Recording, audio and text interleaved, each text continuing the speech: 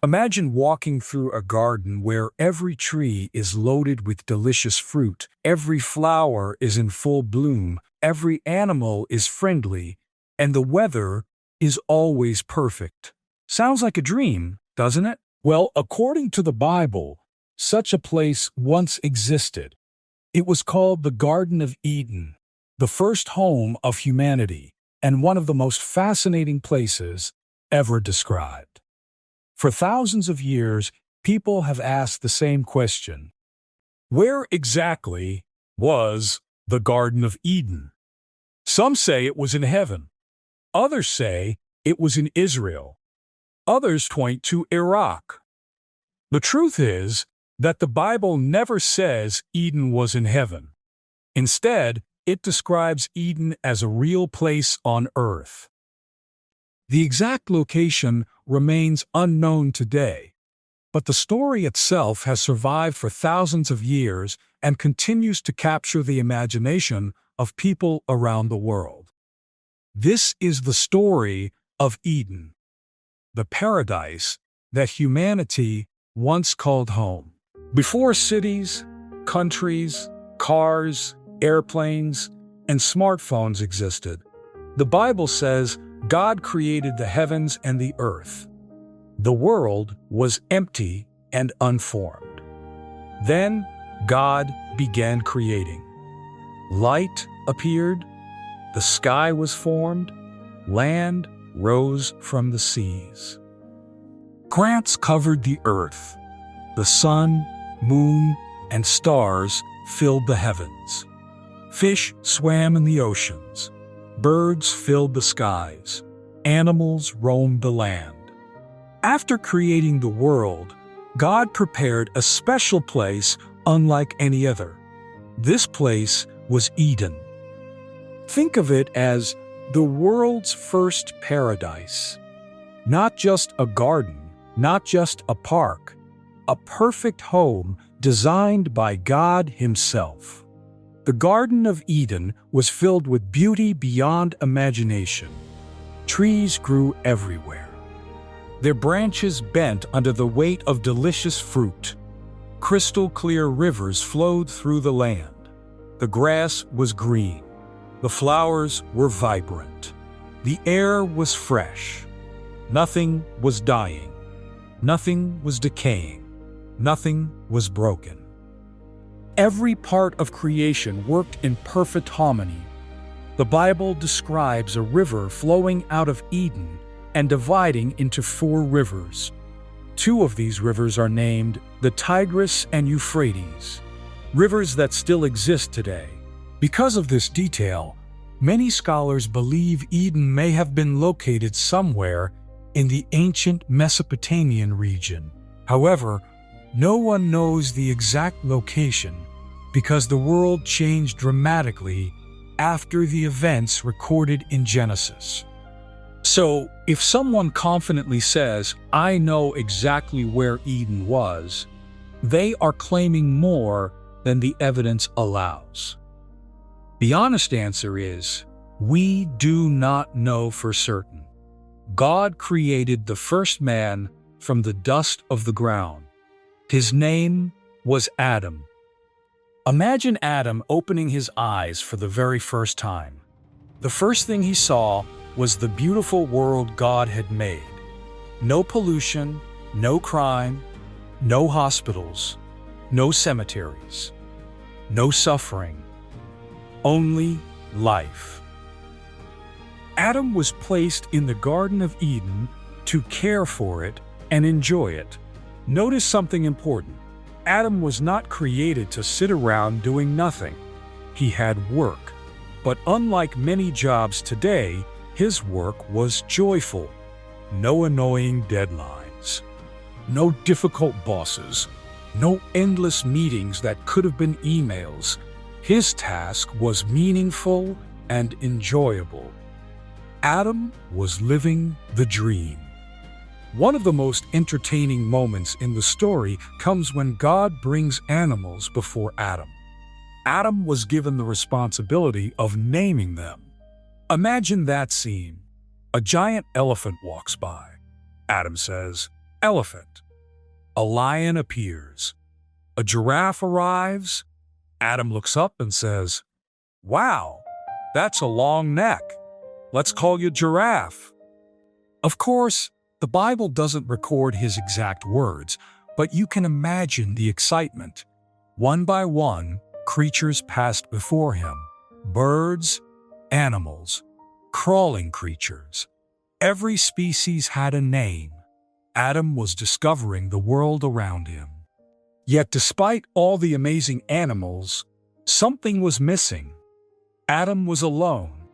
God saw that it was not good for Adam to be alone. So God caused Adam to fall into a deep sleep. Then he created a woman from Adam's side. Her name was Eve. When Adam saw Eve, he was amazed. At last, there was another human being, someone he could talk to, someone who understood him, someone who could share life with him. The first marriage began in Eden. No wedding hall, no expensive decorations, no guest list, no arguments over seating arrangements. Just God, Adam, Eve, and a perfect garden. Adam and Eve enjoyed a life most people can hardly imagine. They walked freely through the garden. They enjoyed its fruits. They cared for creation. They lived in peace with the animals. Most importantly, they enjoyed a close relationship with God. There was no fear between them and their Creator. No shame, no guilt, no hiding. Everything was exactly as it should be. Imagine never worrying about tomorrow, never fearing disease, never fearing death, never wondering whether someone is lying to you. That was life in Eden. That was life in Eden. Paradise in every sense of the word. Although Adam and Eve had freedom to enjoy the garden, God gave them one command. Only one.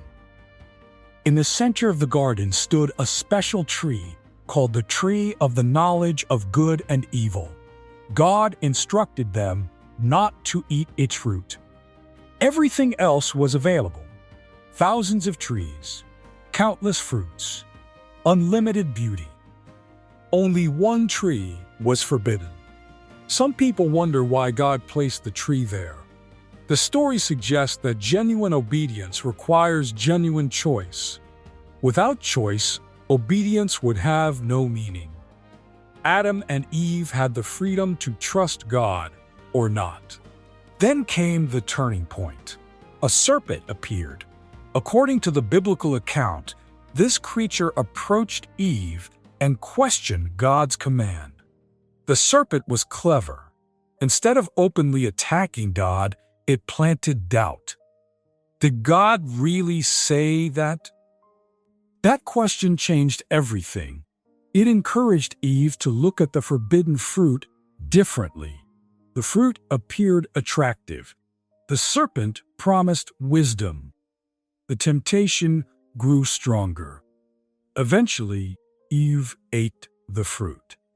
Then she gave some to Adam, and Adam ate it too. In that moment, everything changed. Nothing exploded, no thunder shook the sky, but a deep change occurred. Adam and Eve suddenly became aware of their disobedience. For the first time, they felt shame. For the first time, they experienced guilt. For the first time, they hid from God. Think about that. The people who once walked openly with God were now hiding behind trees.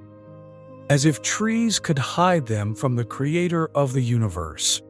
Human nature has not changed much since then. People still try to hide mistakes instead of admitting them. Adam and Eve were simply the first. When God confronted them, the blame game began. Adam blamed Eve. Eve blamed the serpent. Nobody wanted responsibility.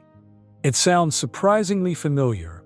Thousands of years later, people still say things like, "It wasn't my fault. They started it. I was pressured. Everybody else was doing it."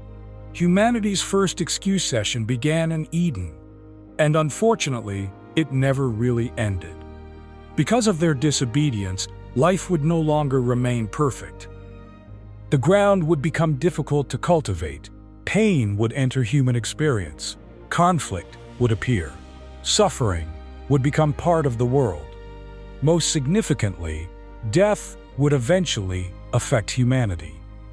The harmony of Eden was broken. The perfect relationship between humanity, nature, and God had been damaged. The world would never be the same. Then came the saddest moment in the story.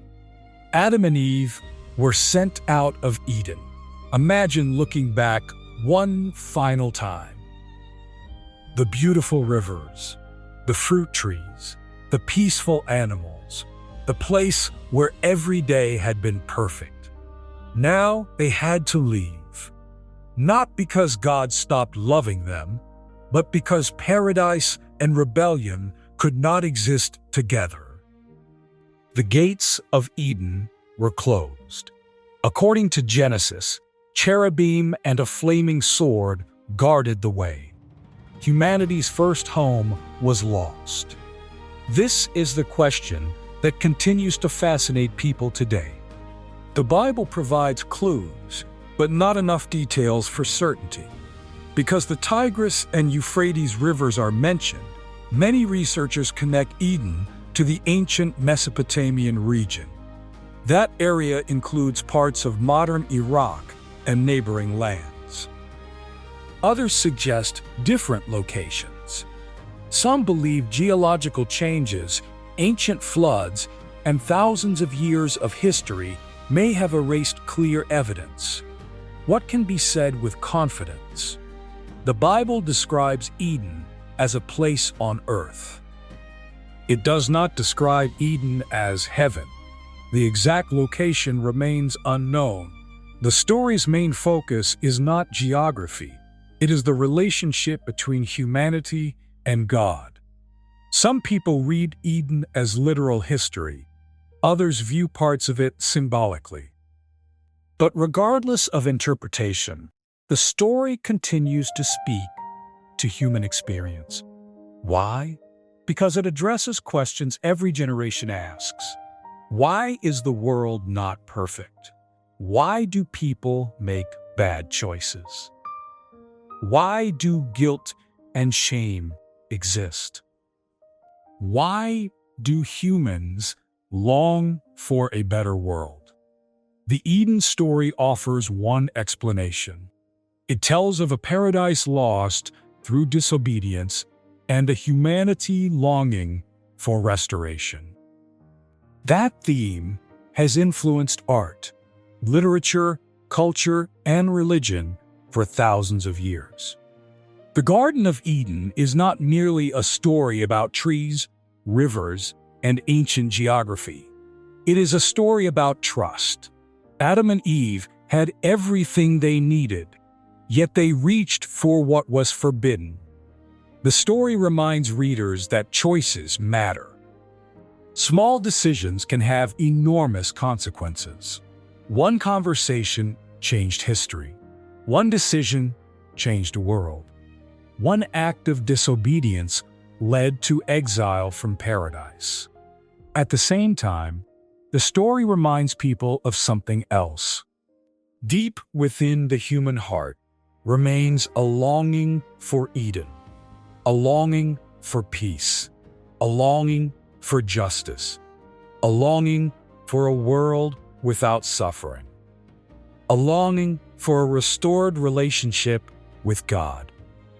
Whether one approaches the story as history, theology, or ancient literature, the Garden of Eden remains one of humanity's most powerful narratives.